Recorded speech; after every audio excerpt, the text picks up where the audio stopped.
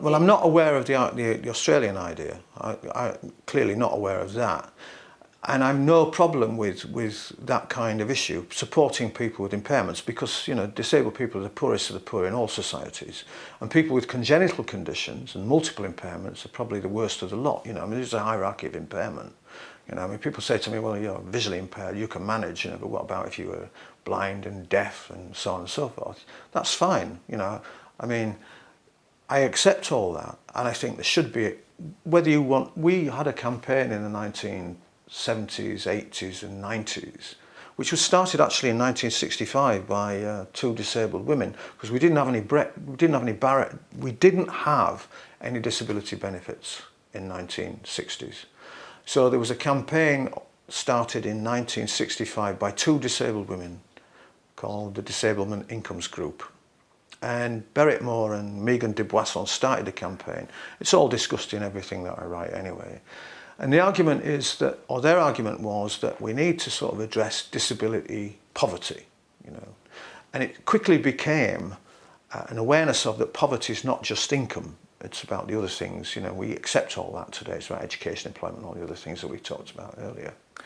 But what happened was in the 1970s, early 70s, that campaign became focused on just benefits.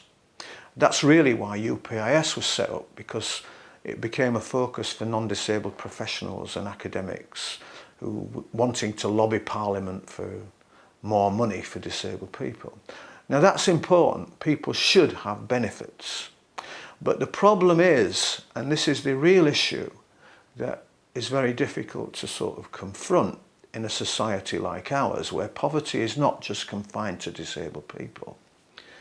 People are unlikely to get equal compensation or equal benefits to non-disabled peers in a society where unemployment and employment is structured along lines which you pay workers as low as you can get, because there's an incentive to become disabled.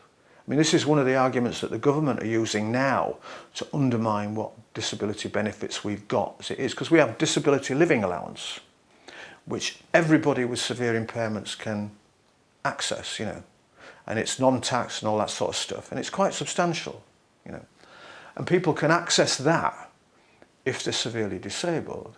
But of course the government are using arguments, well, there's people with disability living allowance who can work, and that's the issue. Now, how you address that, as far as I can see, there's only one way to address it in a modern society. If you're going to introduce a compensation system, if you like, compensation insurance system or disabled living allowance, the only people that can really police it are disabled people. Because, you know, if you don't understand the issues that people are addressing within the context of disability and all the disadvantages that disabled people face, from first-hand experience, you cannot discriminate who should get it and who shouldn't with any degree of authority.